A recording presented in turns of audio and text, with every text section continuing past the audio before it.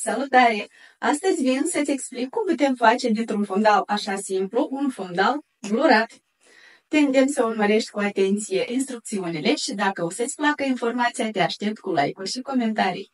După ce am filmat, încărcăm videoul în CapCut, mergem la momentul unde pocnim din deget, apăsăm pe video, despărțim,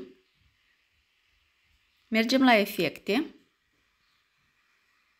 găsim efectul blur, îl adăugăm,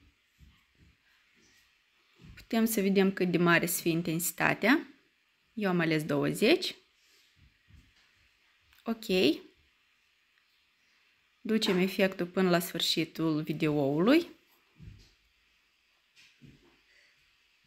Mai departe mergem la overlay, adăugăm din nou același video, îl suprapunem și îl extindem ca să fie de aceeași mărime.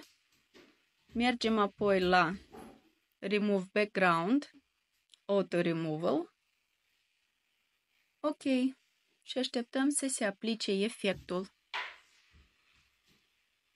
Apoi vedem ce ne-a ieșit. După cum vedeți, s-a schimbat fundalul la pocnitul din degete. Sper că ți-a fost utilă această informație. Te aștept cu apreciere.